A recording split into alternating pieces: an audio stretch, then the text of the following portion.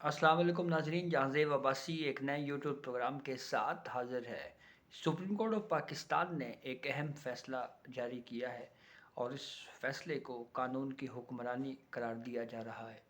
جی ہاں، میں بات کر رہا ہوں عام شہریوں کے فوجی عدالتوں میں ٹرائل کے حوالے سے کیس کی۔ سپریم کورٹ نے اس کا مختصر حکم نامہ جاری کیا ہے، جس میں 5 ججوں نے متفقہ طور کے اوپر یہ اصول طے کیا ہے۔ متفقہ طور کے اوپر سپریم کورٹ آف پاکستان کے 5 ججز نے یہ قرار دیا ہے، یہ فیصلہ دیا ہے کہ عام شہریوں کا فوجی عدالتوں میں ٹرائل نہیں ہو سکتا۔ یہ 9 مئی اور 10 مئی کے واقعات کی روشنی میں جو پاکستان تحریک انصاف سے وابستگی رکھنے والے کارکنان، جن کی تعداد 103 بتائی جاتی ہے، ان کے حوالے سے یہ کیس تھا۔ جب عمران خان اسلام آباد ہائی کورٹ میں احاطۂ عدالت سے گرفتار ہوئے رینجرز کے ہاتھوں، تو اس پہ پھر ریئیکشن کے طور کے اوپر ہم نے دیکھا کہ پورے ملک میں پروٹیسٹ شروع ہو گئے اور بالخصوص فوجی تنصیبات جو ہیں اس کے اوپر بھی اٹیکس کیے گئے۔ کور کمانڈر ہاؤسز کے اوپر اٹیکس کیے گئے، پھر اس کے علاوہ جو آئی ایس آئی کے آفیسز ہیں ان کے اوپر اٹیکس ہوئے، فوجی تنصیبات پہ اٹیکس ہوئے، شہداء کو کی جو یادگاریں ہیں ان کو نقصان پہنچایا گیا۔ تو اس پہ پھر یہ فیصلہ ہوا کہ ان افراد کے خلاف فوجی عدالتوں میں ان کا ٹرائل چلایا جائے گا۔ پھر اس کے بعد چھانٹی کر کے ان 103 افراد کا انتخاب کیا گیا اور یہ فیصلہ کیا گیا کہ ان 103 افراد کے خلاف جو کیسز ہیں وہ فوجی عدالتوں میں چلائے جائیں گے۔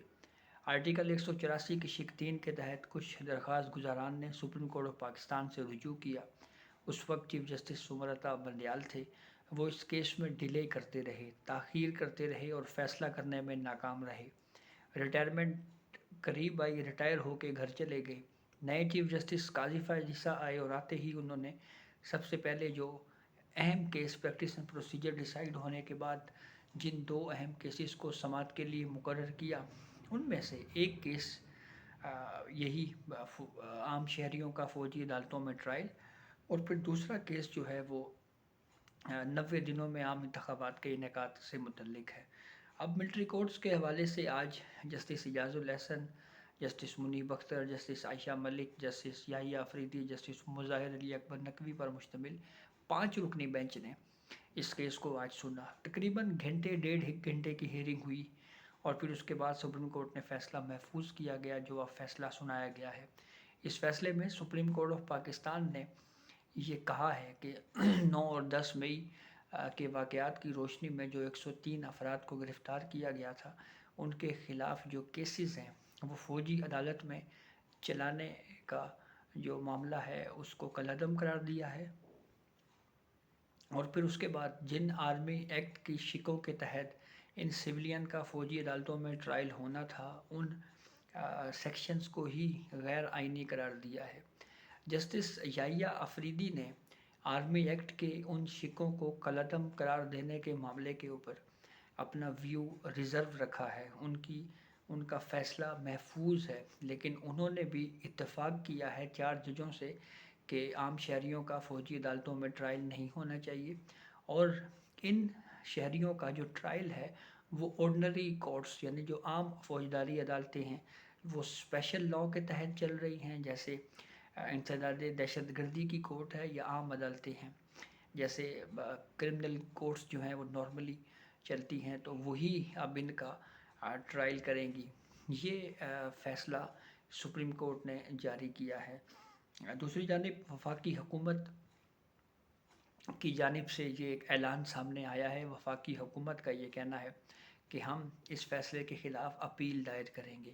اب practice and procedure act decide ہونے کے بعد کسی 184(3) کے فیصلے کے خلاف اب اپیل کا حق ملا ہے، اور یہ اپیل پہلے سے بڑا بینچ سنے گا۔ یعنی اگر 5 ججز نے یہ فیصلہ کیا ہے تو یہ اپیل اب 7 ججز سنیں گے، اور 7 نئے ججز ہوں گے جو اس کیس کے اوپر اپیل سنیں گے۔ اور پھر اس کے بعد جو سب سے اہم معاملہ ہے وہ اس صورتحال میں یہ ہے کہ نہ صرف اپیل کا جو حق آرٹیکل 184(1)(3) کے تحت اب ملا ہے، اس کے بعد نہ صرف اس کیس کو بڑا بینچ سنے گا، پہلے سے بڑا بینچ، بلکہ اس کیس کو کی سماعت ایسے ہوگی جیسے اس کو ری ہیئر کیا جا رہا ہو، یعنی اس کو اثر نو دوبارہ سنا گیا، کیونکہ اپیل میں کیس دوبارہ سنا جاتا ہے۔ اس سے پہلے ہم نے دیکھا کہ جب آرٹیکل 184(3) کے تحت اپیل کا حق کسی کیس میں نہیں ہوتا تھا، تو اس وقت جو ہے وہ صرف ریویو کی حد تک کیس سنا جاتا تھا، اور ریویو کا سکوپ بہت محدود ہوتا تھا، اس لیے کسی فریق کو اس میں جو ہے وہ کوئی خاطر خواہ ریلیف نہیں ملتا تھا۔ اب نہ صرف یہ اپیل دائر کرنے کا فیصلہ ہوا ہے، بلکہ پریکٹس اینڈ پروسیجر قانون کی روشنی میں اپیل 30 دنوں کے اندر دائر کی جائے گی، اور اس اپیل کے اوپر جو سماعت ہے وہ 14 دنوں کے اندر اندر اس کی سماعت جو ہے وہ اس اپیل پہ سماعت کرنے کا قانون میں ذکر ہے۔ ایک بہت اہم پوائنٹ ہے، یہ فیصلہ تو اچھا ہے کہ عام شہریوں کا فوجی عدالتوں میں ٹرائل نہیں ہو سکتا، لیکن جن آرمی ایکٹ کی شقوں کو سپریم کورٹ نے غیر آئینی قرار دیا ہے، اس سے کون کون سے کیسز متاثر ہوں گے، یہ بہت اہم سوال ہے۔ کیا جو ماضی میں جو کیسز ہیں اگر ان کی ڈیٹیلز سامنے آئیں تو وہ کس نوعیت کی ہوں گی، اس میں کس طرح کے کیسز جو ہیں وہ افیکٹ ہو سکتے ہیں؟ بالخصوص کچھ بہت اہم کیسز ہیں جس میں مرحوم چیف جسٹس وقار سیٹھ جب پشاور ہائی کورٹ کے چیف جسٹس تھے، ان کی سربراہی میں ایک بینچ نے فوجی عدالتوں کے ٹرائل کو غیر آئینی قرار دیا تھا۔ اس فیصلے کے خلاف وفاقی حکومت نے پھر سپریم کورٹ آف پاکستان میں اپیل فائل کی، وہ بھی پینڈنگ ہے، تو اب وہ بھی اس فیصلے کے تحت کیا وہ اپیلیں غیر مؤثر ہو چکی اور وہ فیصلہ جو ہے وہ برقرار ہو گیا ہے۔ اس کا ماضی میں کون کون سے کیسز ہیں جو اس سے افیکٹ ہو سکتے ہیں، ان کے ڈیٹیلز کیا ہیں، وہ بھی اب منظر عام پہ آئی ہیں۔ ان 9 اور 10 مئی کے واقعات کی روشنی میں جو یہ پریسیڈنٹ سیٹ ہوا ہے، تو پھر کیا اس کا اطلاق اب ماضی سے بھی ہوگا، یا اس کا اطلاق جو ہے وہ آگے مستقبل سے ہوگا؟ یہ بہت اہم سوال ہے۔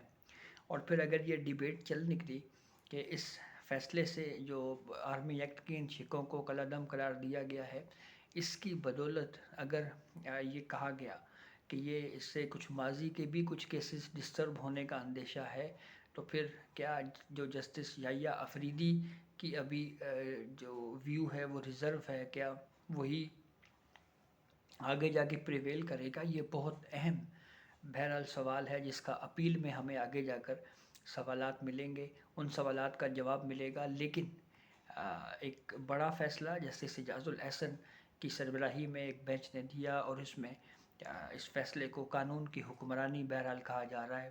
گو کہ یہ پاکستان تحریک انصاف کے کارکنان کو ریلیف ملا ہے، لیکن الٹیمیٹلی اس سے دیگر جو شہری ہیں وہ بھی اس سے فائدہ اٹھا سکتے ہیں، اور اس صورتحال میں یہ کیس جو ہے اب اپیل میں آئے گا تو کافی انٹرسٹنگ ہوگا۔ اور اگر اس پہ چیف جسٹس قاضی فائز عیسیٰ خود بیٹھ گئے تو پھر ان کا 21ویں آئینی ترمیم میں ان کا ایک ویو آلریڈی اس حوالے سے موجود ہے۔ اور سب سے اہم بات کہ اب یہ معاملہ جو ہے وہ اس کے اوپر حکومت اپیل کرنے جا رہی ہے، اور اس اپیل کب تک فائل ہوتی ہے یہ بھی آنے والے 2-3 دنوں میں جو ہے وہ کلیئر ہو جائے گا۔ تو یہ ایک اس کیس کے حوالے سے اب تک کی اپڈیٹ تھی جسے ہم نے آپ کو آگاہ کیا۔ بہت شکریہ۔